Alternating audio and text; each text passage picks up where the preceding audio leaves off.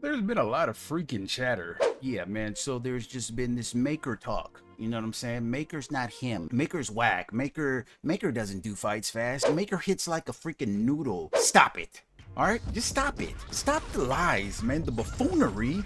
He is who he thought he was. But they are who we thought they were. He is exactly who he thought he was. In fact, I'm gonna show you exactly why Maker's him, and I don't even need to read his kit. I'm not even gonna read his kit. I'm literally just gonna give you a dumbed down version of why he's so great. Yeah, this is gonna be a quick video of just how to use him and just why he's so good and why he is who we thought he was. But before we get into the freaking video, leave a like, subscribe, comment, turn post notifications on, all that good stuff, only if you like the content. Now, look, man, the only thing I'm gonna tell you is he's neuroshock immune. And he's neuroshock immune, so immediately that makes him good for Onslaught and that makes him good for Captain Britain. You never even have to worry about Captain Britain. But besides that, let's get into the kit. What you first want to do is you want to activate his pre-fights.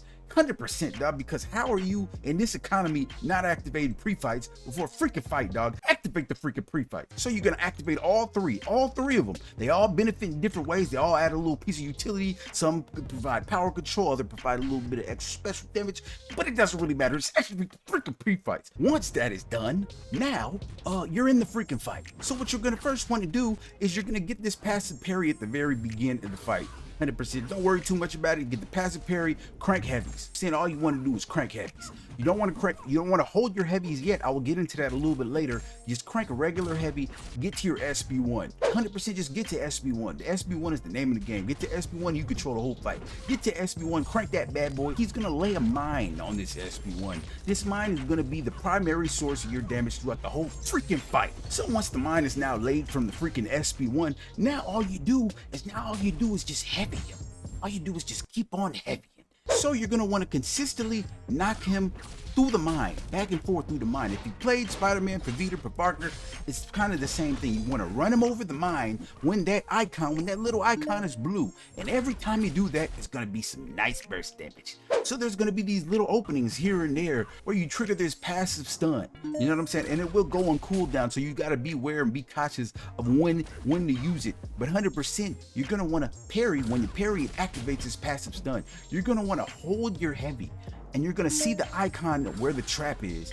And when that icon turns blue, you're gonna want to let go of the heavy, and it's gonna knock him back into the trap, and that's gonna reactivate the trap. So that's how you just keep the damage flowing every time. You know what I'm saying? You're just gonna want to crank heavies, but hold your stun to speed up the ramp and reactivate that mine. 100%, and that's really it. Now, if you didn't think the burst was bursting enough, you have this SP2. You're gonna want to build to this SP2. This is for short battlegrounds fights. Build up to the SP2, and now if you want to do your finishing blow, crank the SP2 and make sure he runs over the mine with the SP2, and boom, dead. So we can just dead all this. He's not fast, he's not this, Maker's not him. No, bro, he's him. He's him. Unfortunately, you just didn't know how to play him, and that's your fault. 100%, that is your fault.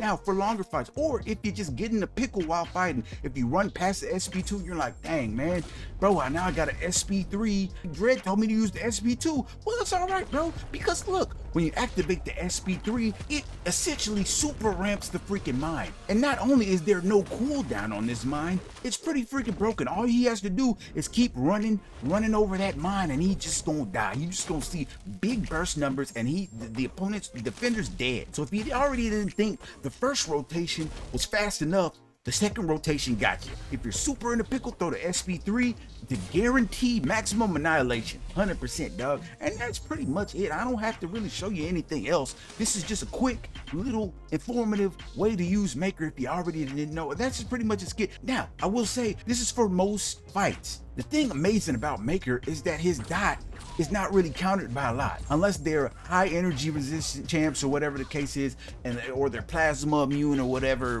But I don't even think there are that many plasma immune champions in the game. So this works for a lot of different champs outside of the mutant class. This will work for Yelena. He's very freaking good against Armanzola because you get the free heavy openings, 100%, so you don't have to worry about him putting you to sleep. And the list goes on, bro. Now you don't want to use him against like a Serpent. crazy man, or you don't want to use them against like a Solvark because Solvark benefits off of energy damage. But nah, besides that, have fun. Go out there and be the best with your maker, man. I'm tired, bro. I gotta go do something, man. Y'all worked me up.